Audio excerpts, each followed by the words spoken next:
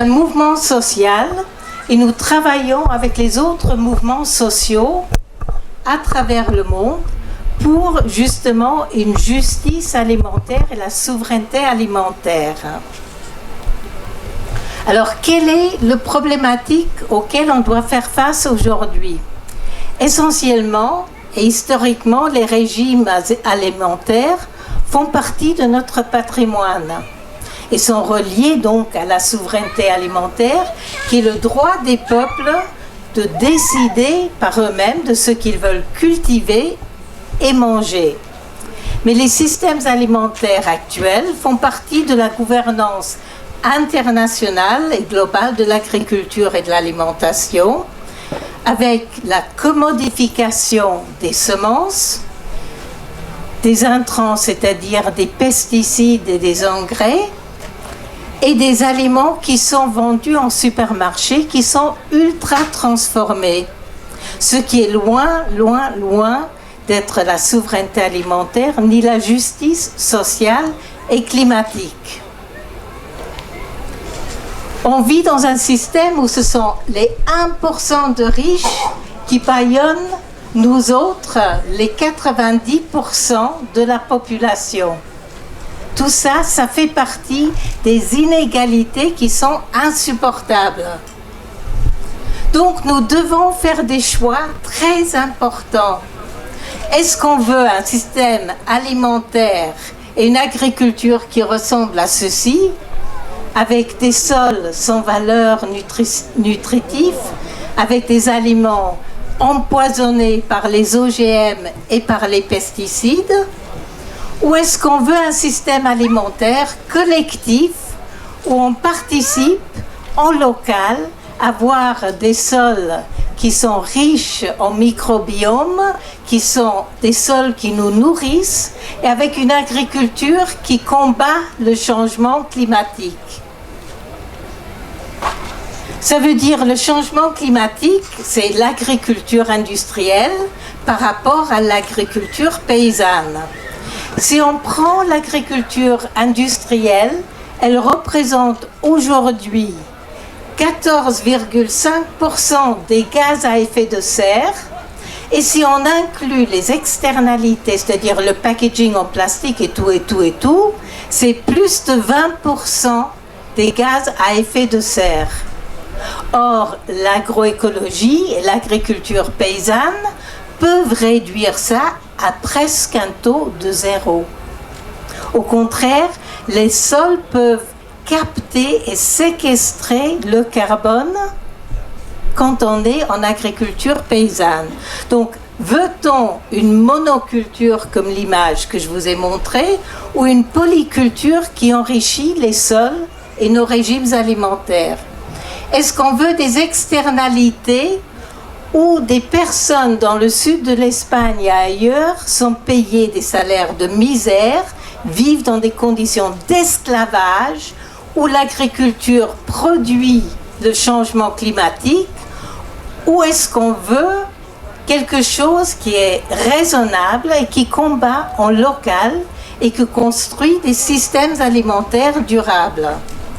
Si on veut des systèmes locaux, durables, agroécologiques, il faut ensuite qu'on ait des intrants qui correspondent à ça, non pas des produits chimiques, mais des pesticides qui sont fabriqués naturellement à base de plantes, ou qu'on ait des plantes qui aident à pousser les autres plantes et qui repoussent les nuisibles, les insectes qui mangent les plantes.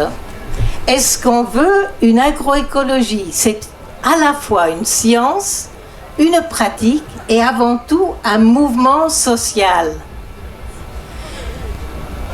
Si on regarde les systèmes alimentaires durables, les AMAP, les associations pour le maintien de l'agriculture paysanne, qui en anglais sont Community Supported Agriculture, au Québec, c'est l'ASC, enfin, les noms varient à travers le monde.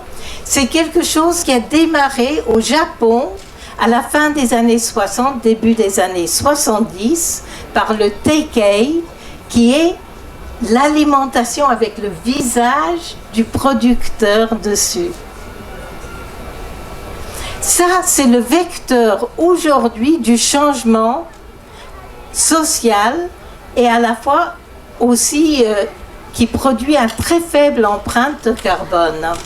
Parce qu'on est en local, on est en production saine entre paysans et consommateurs. D'ailleurs, on dit dans les AMAP qu'on est en coproduction. Est-ce qu'on veut aussi que les achats publics deviennent verts?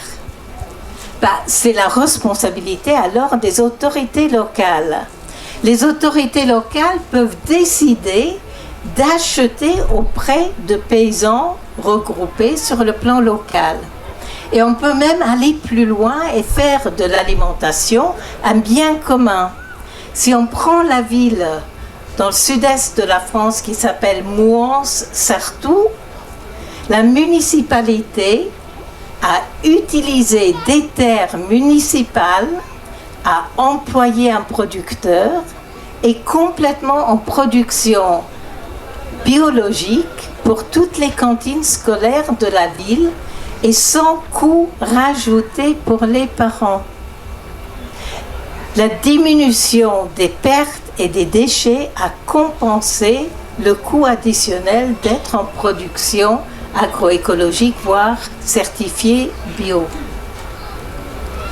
Alors, comment peut-on éviter les scandales alimentaires? Si on regarde, ça n'arrête pas au niveau de l'alimentation industrielle.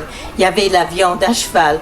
Il y a quelques semaines, j'ai entendu parler de poulet qui n'était même pas du poulet, qui était vendu. Exactement.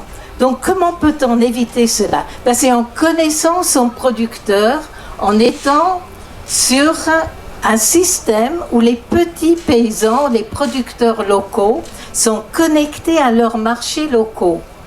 Pour faire cela, il nous faut une politique alimentaire qui correspond à la possibilité de le faire. Donc, au niveau local, au niveau national et au niveau international. Et au niveau d'urgence avec les autres mouvements sociaux, comme la Via Campesina, qui est le réseau international dont la Confédération paysanne en France fait partie, nous avons réussi à avoir une politique au niveau des Nations Unies, dans l'agence du Food and Agriculture Organization, la FAO, qui s'appelle « Connecter les petits producteurs au marché », qui justement permet d'encadrer ces achats en local et de favoriser la production et consommation locale. Mais quelle est la réalité mondiale aujourd'hui? 20 multinationales contrôlent la chaîne alimentaire. Les 3 multinationales les plus importantes contrôlent plus de 50% des semences. 4 multinationales contrôlent plus de 99% de la matière reproductive animalière. 10 multinationales contrôlent 50% des engrais. 4 traders contrôlent 75% du marché céréalier et 11 contrôlent 30% de la transformation alimentaire. Donc, le défi est de taille. Et derrière tout ça, ce sont ces multinationales qui font du lobbying pour rester en place. Or, nous, on se bat pour maintenir une stabilité du climat. C'est ça le défi. C'est ça la réalité. Donc, il faut aller là où eux, ils font du lobbying pour faire pression sur les autorités, pour faire en sorte qu'il y ait une législation qui corresponde à notre possibilité et aussi passer outre, parce que les AMAP ne dépendent pas forcément d'une législation. On peut créer les AMAP sans soutien législatif. Et les AMAP, aujourd'hui, dans le monde, ça représente 3 millions de personnes de la Chine à Chicago. Vraiment, on est partout dans le monde. Quelques autres chiffres. 1 personne sur 10 souffre de malnutrition.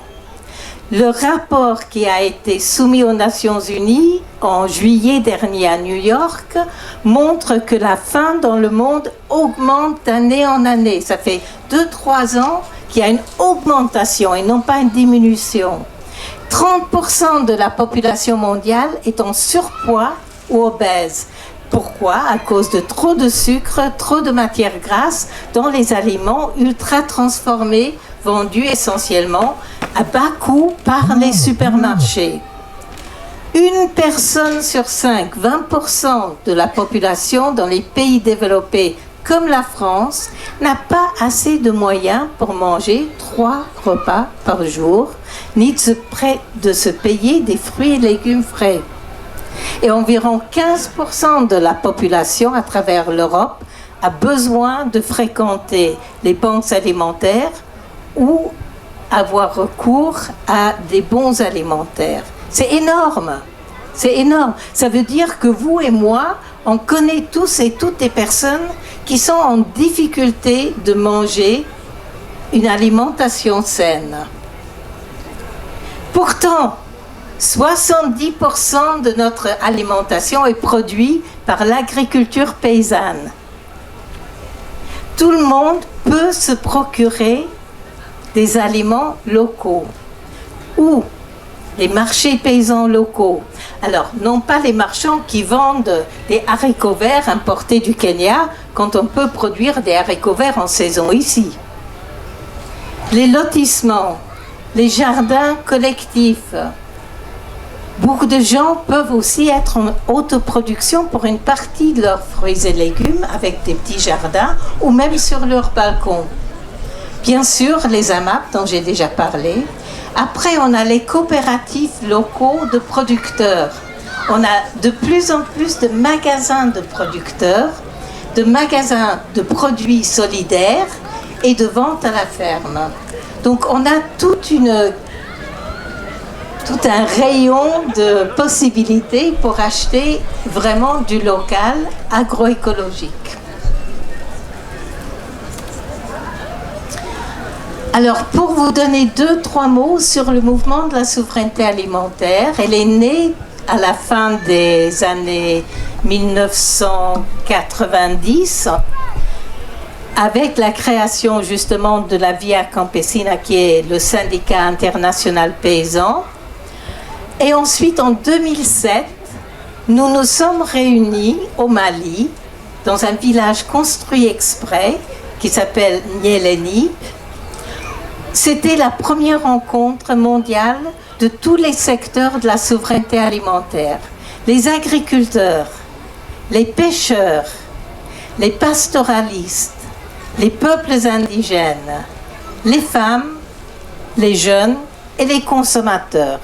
Pourquoi ces secteurs? Parce que ce sont les secteurs reconnus par les Nations Unies. Et il faut savoir aussi que tout ce que je dis aujourd'hui sur l'agriculture est aussi valable sur la pêche. Même si je parle peu des pêcheurs, je viens d'un village de pêche et je suis très sensible. Par exemple, on va mettre en œuvre à Urgency tout un projet sur les AMAP poissons. Donc, en 2015, on s'est réunis au Mali pour le premier forum international sur l'agroécologie.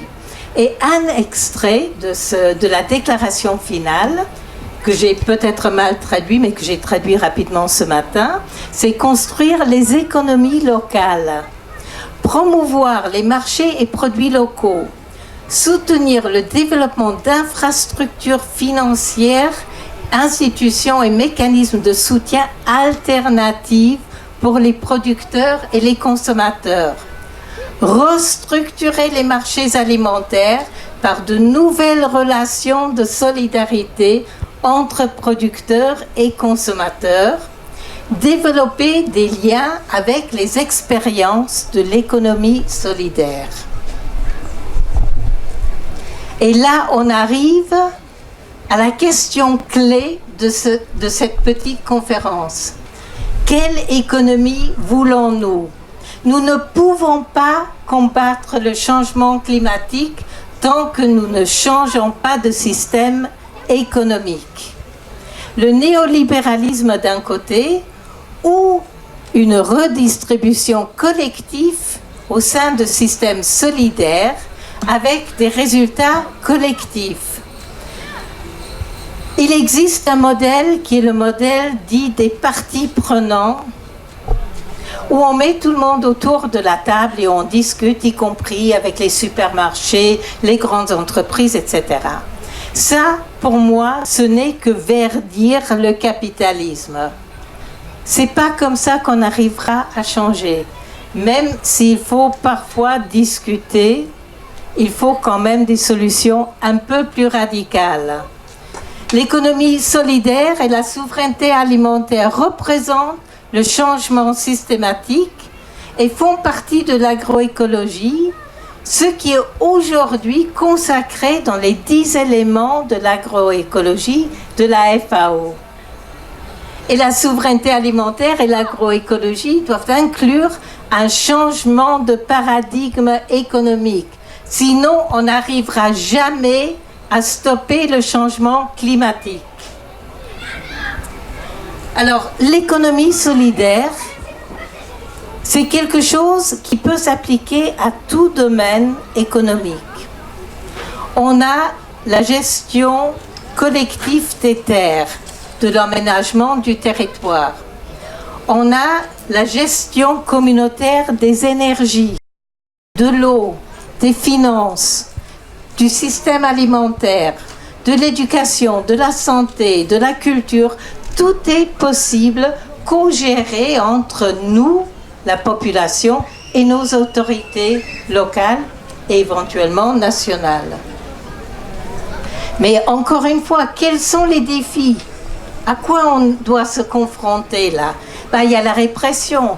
Regardez ce qui se passe aujourd'hui au Brésil. Les peuples indigènes commencent à être massacrés. Les mouvements de sans-terre sont virés de leurs terres, voire assassinés. Tous les gens qui défendent l'environnement, que ce soit aux Philippines, au Brésil ou ailleurs, risquent aujourd'hui l'assassinat. Il faut le savoir.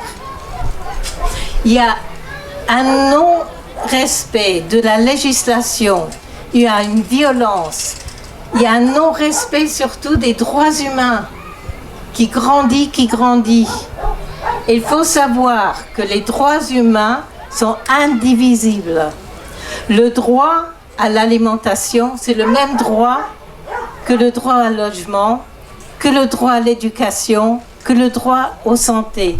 Et c'est pour ça que nous travaillons avec tous les mouvements sociaux ensemble, de front, pour combattre tous les éléments. Il y a la trahison des élus, il y a les traités transatlantiques et autres qui vont permettre justement à ces multinationales, ces grandes entreprises dont je parlais, à mieux régner au détriment de nos systèmes alimentaires et l'agriculture paysanne. Il y a la capture de nos réussites en termes de législation, en termes d'agroécologie, en termes de chaînes de distribution courtes. Moi, j'ai vu de grands supermarchés vendre des paniers à la semaine et dire c'est moins contraignant que les AMAP. Ah ben oui, mais les bénéfices, c'est pas pour le producteur. Or, les producteurs se suicident s'ils ne peuvent pas s'en sortir. Et aujourd'hui, le soutien à l'agriculture paysanne et la consommation directe est essentielle pour combattre cette capture. On a ce qu'on appelle le greenwashing, c'est-à-dire verdir le système, et le bluewashing, qui est la même chose par rapport aux océans. On a la compartimentalisation des institutions qui ne se parlent pas et leur incapacité de s'adapter rapidement à un système qui change vite et à une situation qui change vite et qui est très complexe. L'autre défi pour nous, c'est que les mouvements sociaux travaillent de manière consensuelle. Il faut du temps pour discuter. Or, il faut plus vite, les décisions doivent se prendre. Non, il nous faut du temps pour l'autodétermination au sein des mouvements. Et il faut aussi un accès au financement. Ça, c'est une autre bagarre. Parce que des financements sont accaparés par les grandes entreprises, directement ou indirectement. Alors, dans tout cela, les autorités locales jouent et doivent jouer un rôle vraiment central en termes d'engagement. Parce que la législation cadre existe. En France, il existe le réseau des territoires pour l'économie solidaire, le RTES. Des villes aussi grandes que Lille en font partie. Et là, effectivement, nous avançons rapidement sur la souveraineté alimentaire et sur un combat efficace contre le climat. Il existe aussi une très large délégation des pouvoirs. L'aménagement du territoire est quelque chose de local. Ça veut dire que les ceintures vertes autour des grandes villes peuvent être préservées pour nourrir les villes. Mais la tendance, c'est que les villes grandissent et bouffent ces terres qui doivent continuer à nous nourrir en local. Donc, le rôle des autorités locales est absolument critique et clé à travers le monde. Que ce soit à Bamako, au Mali, que ce soit ici à Bordeaux ou ailleurs. Ce sont les ceintures vertes qui peuvent continuer à nous nourrir. Donc, il faut utiliser la possibilité législative qui existe pourtant pour préserver ces ceintures vertes, pour préserver et augmenter les achats publics auprès des collectifs locaux et à mettre en place des politiques de plus en plus importantes qui vont dans ce sens-là. Ça implique quoi? Ça implique une participation active citoyenne et une gouvernance participative, que ce soit à travers les budgets participatifs, des conseils alimentaires ou des fiduciaires foncières qui préservent justement ces terres. Les achats publics solidaires sont importants pour reconstruire un système alimentaire local et durable comme dans le temps. Les communautés sont fortes localement, mais ils doivent se réseauter. D'où l'importance d'être en réseau avec d'autres villes et d'où l'importance pour nous au niveau AMAP d'être en réseau régional, national et international. Et ainsi de suite pour tous les mouvements sociaux. Alors, les questions clés. Où et comment est produite notre alimentation? Est-ce que les consommateurs peuvent se la procurer, acheter en dehors du système industriel des supermarchés? Quels sont les impacts d'une société de plus en plus urbanisée? Quelles sont nos options? Quel système de gouvernance pour ces alternatives? Et la dimension nutritionnelle, une salade, une fois coupée, en 3 jours, perd 30% de ses vitamines. Donc, il faut consommer local pour manger une alimentation en termes de nutrition qui soit vraiment valable. Et comment transitionner des aliments industriels à bas coût, la pauvreté des producteurs, un système alimentaire abordable, sain et juste et qui combat le climat. Alors les réponses, je vous ai déjà dit, les AMAP, mais pas que. Chaque AMAP partage les risques et les bénéfices. Il y a des chartes. On utilise l'agroécologie et on construit la solidarité en local. Il y a une empreinte carbone minimale.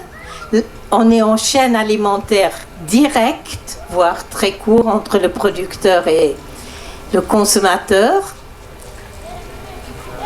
On mange une alimentation qui est locale, qui est saine, qui est saisonnière. Et on a une possibilité de travailler avec les autorités locales pour des solutions d'inclusion sociale pour ceux qui sont marginalisés à travers des monnaies locales, à travers des bons alimentaires échangeables dans les AMAP et d'autres éléments qui existent déjà ailleurs.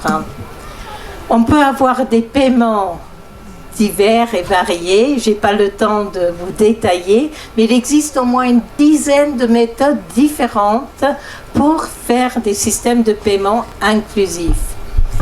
Et ensuite, le travail, bien sûr, au niveau du plaidoyer local, national et international. C'est tout cela qui permet d'avoir une régénération urbain-rural et une coopération à travers ces partenariats locaux et solidaires que sont les AMAP. Parce que l'agroécologie est basée d'un côté sur un pied, c'est la souveraineté alimentaire, et l'autre pilier, c'est l'économie solidaire.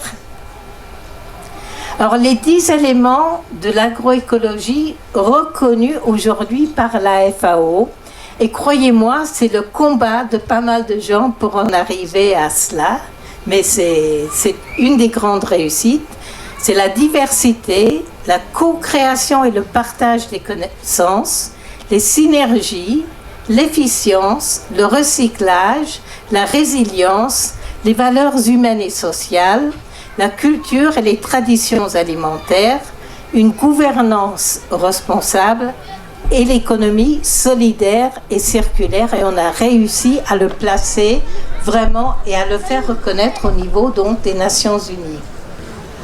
Les bénéfices au niveau local, c'est la nourriture saine et faire confiance à l'autre, à ses coproducteurs et aux producteurs. Une nourriture kilomètre zéro ou presque, avec peu ou pas du tout de packaging, une agriculture écologique, des systèmes locaux d'agroécologie, la reconstruction d'une économie locale et la décommodification de l'alimentation. On ne spécule plus sur les aliments. Une éducation alimentaire au sein des écoles, dans les cantines et avec des jardins scolaires. Et en finir avec une agriculture et une alimentation industrielle avec la protection des terres contre l'accaparement par les grandes entreprises, directement ou indirectement. Ce qui veut dire en somme le droit à l'alimentation qui fait partie des éléments clés de la souveraineté alimentaire, tout comme la lutte contre le changement climatique. Parce que si le climat change radicalement, on n'aura plus accès à une alimentation. Tout sera cramé. Donc le droit à l'alimentation passe clairement par l'agroécologie et les systèmes alimentaires durables et locaux. Il s'agit d'un mouvement populaire. Il nous faut des politiques qui soient aussi claires et des stratégies et des alliances. Nos positions sont toujours co-construites avec les autres mouvements sociaux. On est sur des positions qui sont consensuelles au sein des mouvements sociaux. Et ça, c'est le résultat de beaucoup de travail, d'échanges, de discussions internes et d'alliances qui sont là depuis des années. Et nous avons des stratégies pour la construction de ces alternatives, vous l'avez vu. Nous travaillons aussi pour qu'il y ait des politiques institutionnelles qui soient mises en place. Ça repose sur quelles préoccupations? La justice sociale, alimentaire, climatique, l'agroécologie, relier les producteurs au marché, relier l'urbain et le rural, préservation des biens communs, la terre, l'eau et les semences. Et la construction des mouvements transversaux, pas seulement sur la base du système alimentaire, mais le mouvement climatique. Urgency fait partie des membres de l'action non violente COP. Donc c'est important qu'on soit relié aux autres. La production, la distribution et la consommation doivent être reliées locales et les systèmes alimentaires doivent être co-gérés par nous et les autres acteurs, c'est-à-dire les producteurs, les consommateurs, éventuellement les magasins et les autorités locales. Il nous faut donc des systèmes à faible empreinte carbone, solidaires et adaptés aux besoins locaux, c'est-à-dire la souveraineté alimentaire en action. Donc, changeons le système et pas le climat.